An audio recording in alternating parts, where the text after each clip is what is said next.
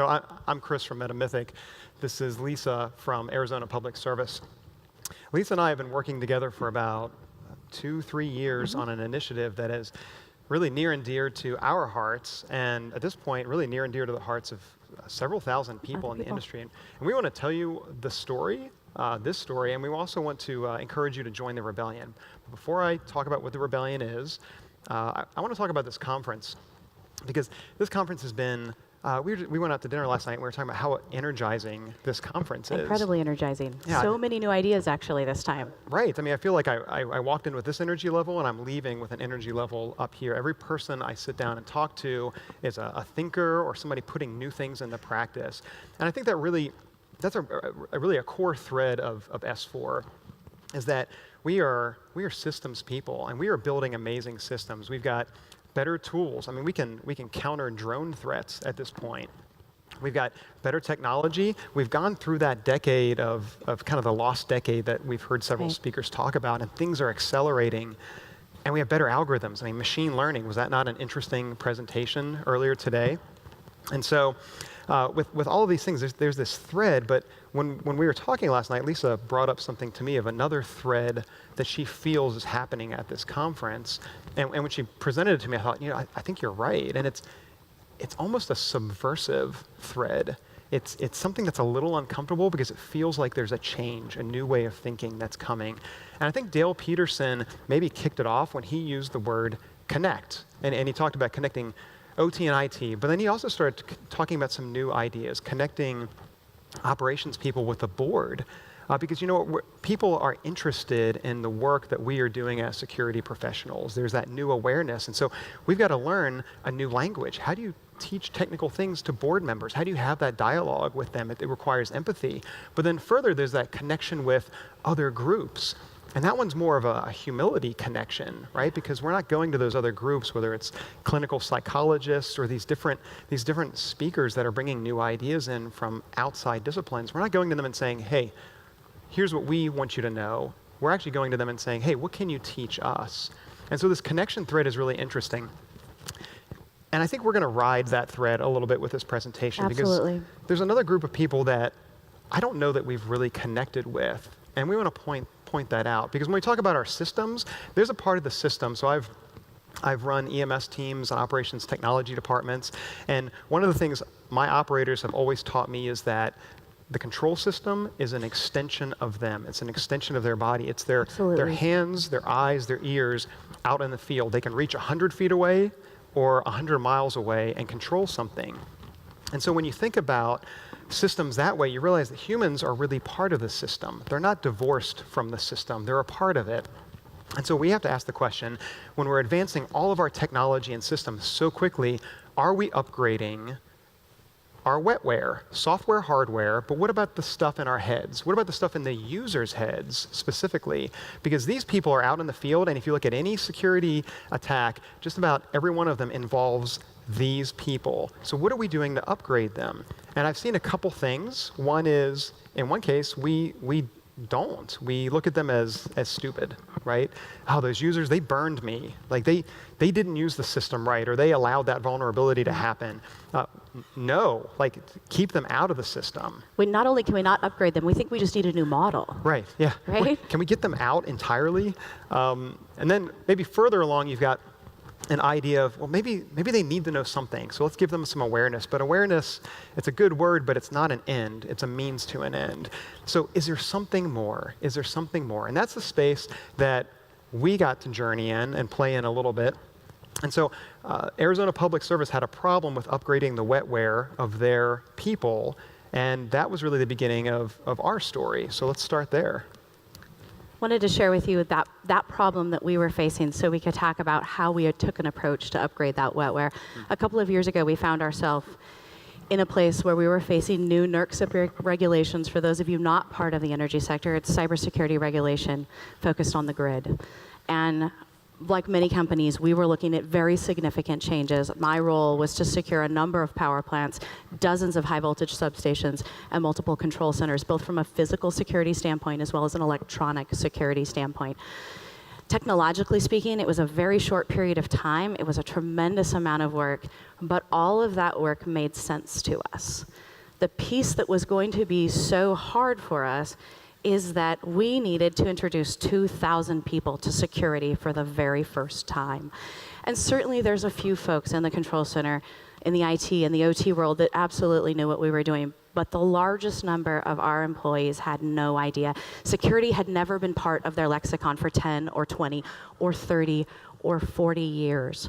So we knew that that was going to be one of our greatest challenges. We set about to do all of the cool technological things, and at the same time we said, all right, let's not forget about the wetware. Let's not forget about the people.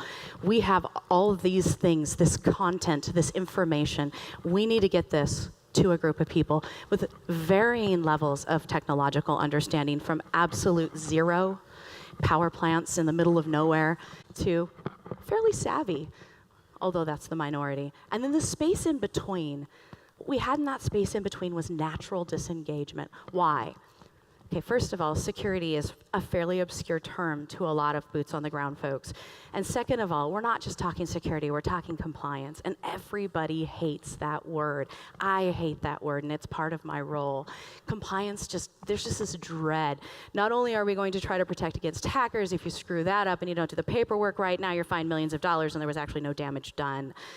So this level of disengagement that was already there, we recognized it was there, but we've been training for a long time. So I want to share with you what we were doing from a training perspective. This is what I like to call a multi-purpose training platform. This particular binder is full of numerous quality processes and procedures to tell you how to do important things like patch mission-critical systems, vulnerability assessments, background checks, things that we should be doing good from a security standpoint. And again, multi-purpose, we also regularly use it to hold up a projector in a conference room. That exact binder's been there for 5 years without moving. So not only do we provide this as a wonderful training guide, we also, but wait, there's more, give you an amazing PowerPoint presentation, 40 or 50 of the most scintillating slides you have ever read, pillow included, bullet after bullet after boring bullet.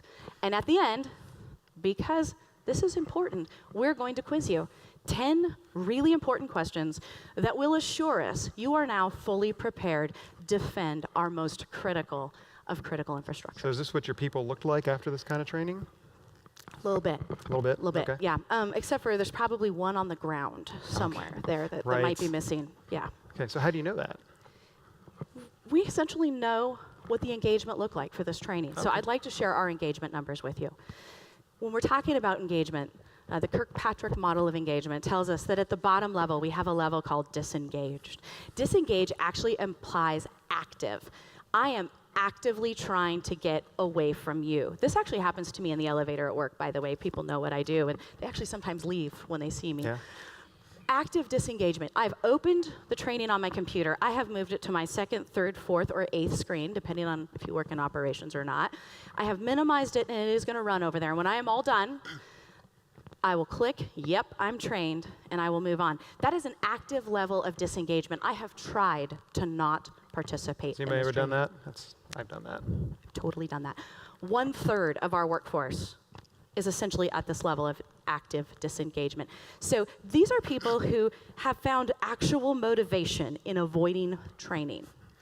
It's pretty phenomenal. If only we could turn that to something else. Let's go to the next level, not engaged. So not engaged seems like it's the same thing, but it's not. It's a bit more passive. Not engaged is, I've opened the PowerPoint. I know there's 10 questions at the end. I am going to click so fast through this PowerPoint. You have never seen anybody click this fast. I will pick up the smallest amount of information that is necessary, and I will take that test, bam, and I will get back to whatever it was I was doing. Almost 2/3. Well, who does that leave? It leaves my favorite people, the 4% who are engaged, the people who have opened the PowerPoint and said, boy, security looks like an important thing. I'm going to sit here and learn something valuable. I love these guys, and I'm going into battle with 4% of my workforce. 60% of the folks don't know we're at war, and 36% of them have deserted. This is not great odds, you guys. This is where Chris and I came together. We said, this traditional way of training is not working for us. We've got to do something different. We need a new solution. Yeah, so this is the space MetaMythic likes to work in. And I can describe how it works, but I think it might be easier if you describe it for me. So let's get ready to say things. Okay, let's get ready to interact. I know it's your favorite part. Okay, call out. First person, just call out as soon as you know what I'm talking about, okay? I'm going to describe something. Okay, current TV show on two parties. On one side, people with shotguns and machetes. On the other side, the walkers. Walking Dead. Wow, that was Holy, wow, how did you know that? Okay, I didn't even give you all the facts. So let's just go back a little bit more in time. So let's go back maybe 10 years. It's a book series, it's a movie series, it's a boy with round glasses. Hey, oh, I haven't even gotten to all my facts. Okay, good job. Okay, let's go a long time ago. Yeah, way back, like 30 years, long time ago in a movie theater far, far away. There's a boy and a father who has a breathing problem. What is his? Okay, let's make it harder. What's the father's name? Oh my gosh, you guys are so good. I mean, that was a long time ago. So what's the secret here, right? These are facts. And if you think about it, these are random facts that we're remembering. If you think about it, there's a clue in storytelling. Because we just had the holidays. Did you sit around your table and did you say, oh, Lisa, I guess we got off the airplane. I drove here at a good 45.6 miles per hour. As did this I. turkey is a fantastic 127 degrees Fahrenheit. Do you want me to convert that to Celsius for you? Yes, please. Okay, Thank you. that's not how we talk to each other, right? But we put that stuff in our PowerPoints and we put that stuff in our bullet points and we expect people to engage. What do we do around the table? We tell stories. What have we been doing for 500 years with fables? We're telling fictional stories that teach children truths. Go back 2,000 years.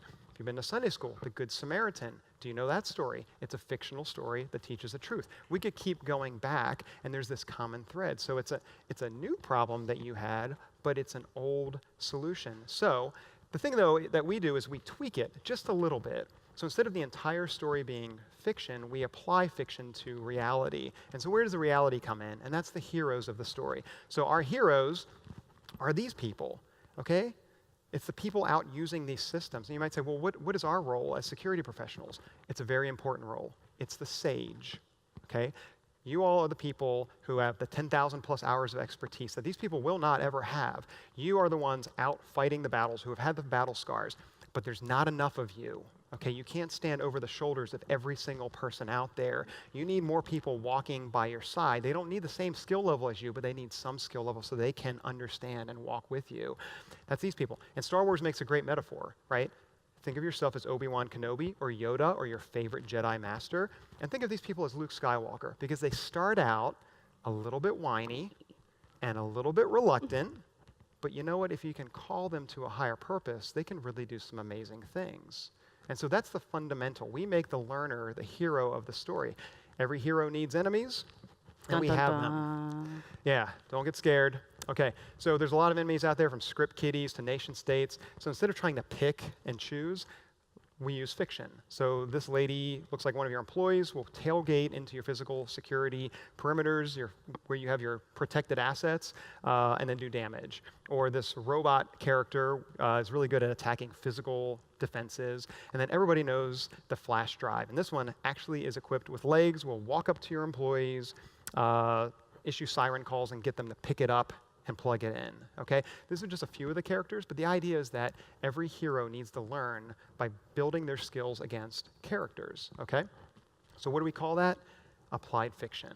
We take truth, story, we make the learner the hero of that story, teach them why things are important, show them the respect of teaching them why, and then suddenly magic happens. The problem is, the way we did this in the past at MetaMythic was instructor-led training, theatrical type experiences where people were involved physically around a table and learning and being involved in acting and things like that. That was going to be a problem for APS. So can you talk about that? Absolutely. If you think over the best training you've ever had, it likely had 3 elements. There was probably an instructor in the room with you imparting some kind of wisdom and knowledge on you, also giving you feedback, helping you, guiding you. Correct answers, you get positive reinforcement. Incorrect answers, you get reasoning why. An instructor is a huge part of our learning, which is why electronic learning doesn't typically work very well. The second thing that you had is probably an immersive learning environment. You were brought fully into the learning in that space. And the third thing you likely had was some form of simulation. It could literally be a simulator. It could be a whiteboard. It could have been simply a tabletop exercise, but something that allowed you real-world application. Those are the three things that were the keys, having been a former trainer myself, that I was extremely worried about when we talked about online training, because my experience was a terrible PowerPoint. And we needed to do online learning because you had so many distributed locations and people to train throughout the year. We couldn't do the theatrical type. No, we're having thousands of square miles, and of course, new employees come on all the time. It was impossible. So that's how we landed on the electronic piece. We're moving now into the best part of this, where you guys get to actually see pieces of the training. So as we move into that, I want you to keep those three things in mind. Look how we solved those three problems as you go through this: the instructor, the immersive experience, and that simulation piece.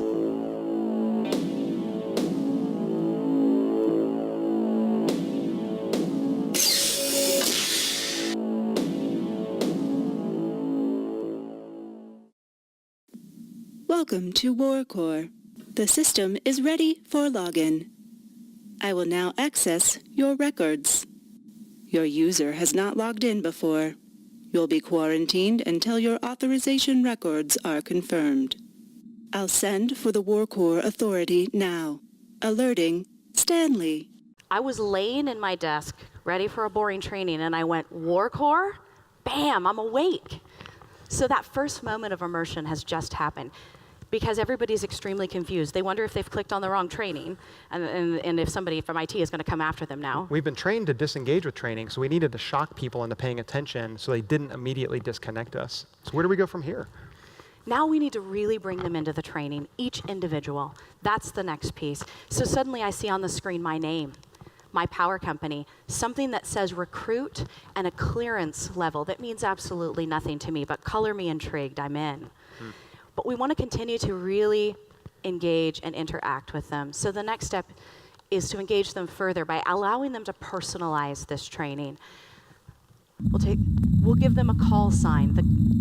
The training can give them a call sign for them, or it would allow them to type in their favorite nickname. This happens to be an operator, and all of his buddies call him the Chud. So the Chud gets his own call sign and becomes a piece of the story. Right, because this is all about identity, right? If we're going to have people take on the mantle of hero, and we start to adopt the term defender now, and if they're going to take on that identity, they need to make choices, they need to make decisions, they need to apply themselves into the training, and that lets them take on that identity. And at this point, most of the people are like, maybe I won't turn my speakers off. I'm kind of interested. Right. So we've brought them in, and they now feel a piece of it. They still don't quite know what recruit means, but they have an idea. All right, so we get them on their journey. They are funneled into the system, and then we load the simulator. So I'm gonna load the simulator and give you a guided tour of how it works. The simulator is loaded. Track your progress through the episode here. Now we just need a facility. Okay, so the little round guy who was talking to us, that goes back to that instructor-led training roots that we have and the values that we've seen with good training.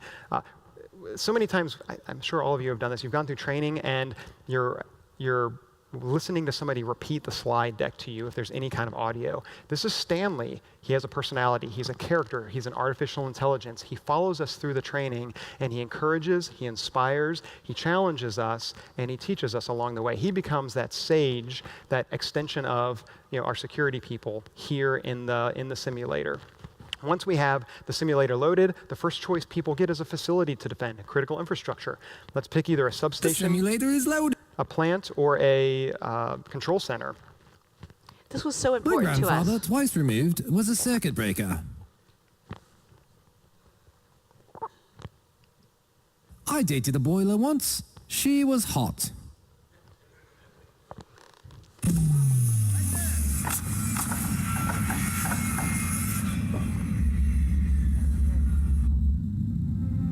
Excellent choice, Cadet. This is one fine facility. So brain psychology teaches us that if we engage emotion at the same time that we're learning, we're far more likely to remember and recall what we learned. And so one of those emotions that we want to take advantage of is humor. And so I heard some laughs out there. We have humor through this, technical humor, geek humor, but we also have a lot of blue-collar humor. It's all been approved by your HR department. Snuck a few things in there. But the idea is that if you are laughing and smiling, those are positive emotions. They will help you remember. So we have a facility. We've made our first choice. Now we're going to inspect the assets of that facility, and then we're going to add defenders to the facility, people who are in that facility that we're going to learn about and learn from. Now, touching on a couple points here. One is, if I'm an operator, I may have never been inside of a data center. And so the nice thing about a virtual simulator is I can actually see what a data center looks like. I can explore the assets that people are protecting that I'm also responsible by extension for protecting as well. Suddenly, things that we may have taught people as facts just for you, we now see how we all connect together to sustain security for our organization. And so I'm going to go ahead and add some of the defenders. The other interesting thing about adding characters to the facility is that people don't connect. What HQ building, you ask? This one. All right, Stanley, thank you. All right, so people don't connect necessarily with physical things. Some engineers will, right? But most people connect with other people. So putting these characters in gives people a connection point with what they're learning. And if you think that's kind of silly, we've actually had examples where people have come back and said they actually remembered the characters. They remembered the names of the characters, and I think especially appreciated things like we have the HR department there, we have management, we have control rooms, we have IT, and people start to see that we actually all have a role, which I don't think any of them connected to before. Right. So now the attack. What does an attack look like?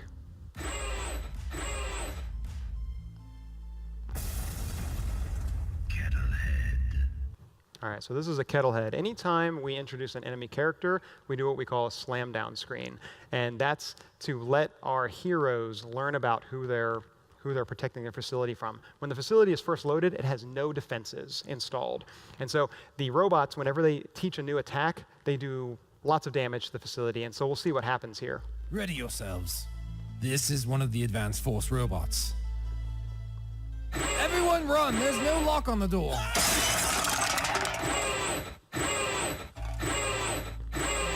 Why must the universe punish the good? Simulator pause. All right, so that robot, there's no physical access controls. The robot just walked in and damaged the facility. Okay, what are we going to do about this? Well, let's teach people about the defenses. And so we'll teach them what are the defenses that we use. And so somebody who may have badged in every day for the past 20 years actually has a why now. Why is that badging in process important? Why does that system even exist? Why is it important not to let people tailgate me in? What is my role in that? So we've got 3 systems we can install. We've got a badge reader, the HAL 9000 eye scanner, and a Kraken body shape sensor. Latest technology.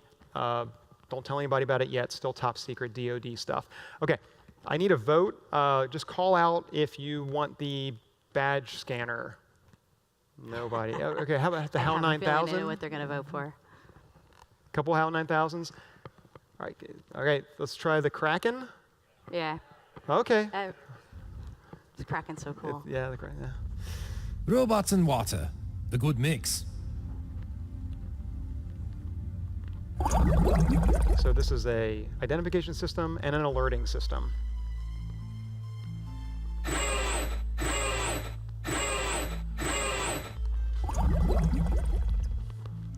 Access denied. Bot. Uh-oh. Looks like the robots are trying again.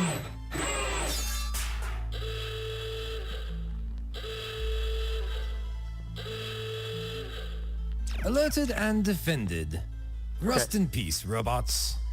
So show the attack, teach the defense, let the person customize their facility. So we roll through these fairly frequently. We have about 12 attacks that we teach. I'll show you 2 more examples. One is the classic USB drive.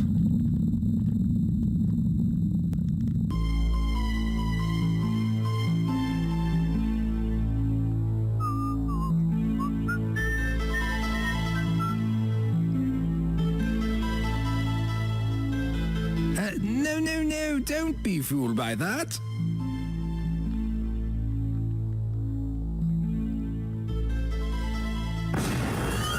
Flash shot.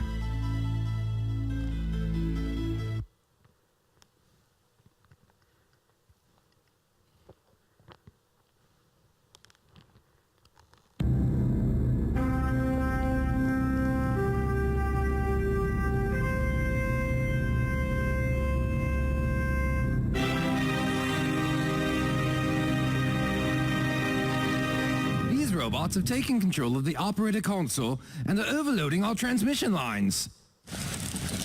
Simulator pause. All right, so 2 physical attacks. Maybe those seem easy, but the nice thing about a simulator is you can actually teach abstract things, like how does a firewall work? Something I can't do. I can't just crack off the cover of a firewall and say, hey, look at the packets in there. So let's see how we teach firewall attacks with, or electronic attacks in a way that respects our technical people, raises them up, but also is accessible to everybody.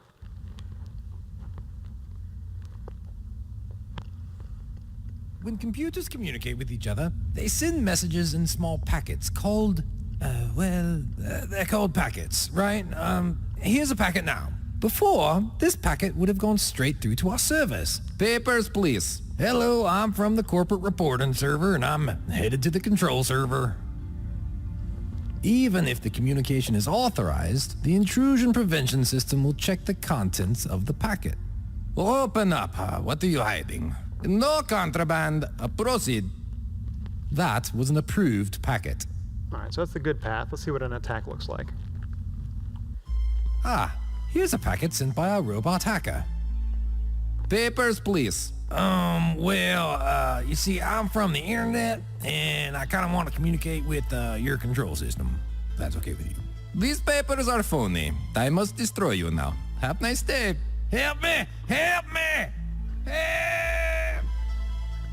He wasn't on the list. The robot's trying again. Some attacks can trick the firewall into letting a packet through. Papers, please. Howdy, you can trust me. I'm from the corporate archival server. Going to the control system. He's not through yet. Give the secrets to me. What are you hiding? Virus bot.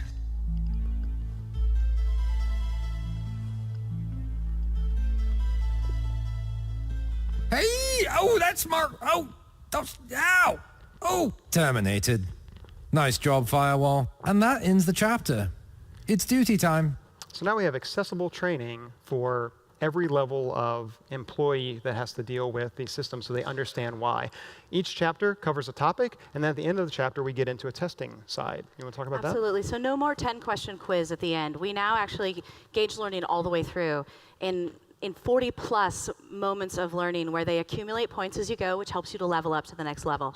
So there's interesting and terrible answers. There's feedback when you get an answer correct. You get points after each one of these. And instead of just 10 questions, I now have data behind each one of these to see if employees in a certain employee group or in a certain location might need reinforcement on some specific concepts that are perhaps more foreign to that group than another group. This piece of it has been very significant for us. We also chose to not have a passing score, a certain threshold you had to cross to measure learning, because we were getting the data that we needed to reinforce ongoing, for the long term, that training. So we've taken a fear factor away from people, which to me is actually very important. They're no longer afraid of this training. They can simply engage in it. This screen is what you ended up with at the end of each one of these chapters. Fun fact at the bottom, you get to see every place that you have a choice. What did your colleagues choose? How many chose a power plant or a control center or the Kraken sensor or the HAL eye scanner? Most people chose the Kraken. The Kraken is incredibly popular, especially in IT circles. Yeah. Not as much maybe in the power plant circle, but certainly in IT. So let's go back to our engagement. 1,800 people have taken this training now, and I want to share with you our engagement numbers. This was a pretty radical concept. I sort of was hoping that if I could hit 40% engagement, I wouldn't be fired. That was my goal, lofty goal. Disengaged numbers were at 4%. I swapped my engaged and my disengaged. 4%. Essentially 5% of people are going to hate absolutely everything you do. Engaged, not engaged, at 13%. Here's the number that matters. Engaged. 83% of our employees engaged. We were blown out of the water by that statistic. Not only did they think that they understood the training, it was the best training that they'd actually ever taken for many of them. So they were interested in it. Did they take on that identity? Absolutely. It became who they are. I got text messages and phone calls. People regularly say to me, I'm a defender. They've joined our rebellion. I actually got this text message from a senior executive. It's been an incredible experience for our employees. So wrapping this up, what do the robots not want you to remember? 3 things.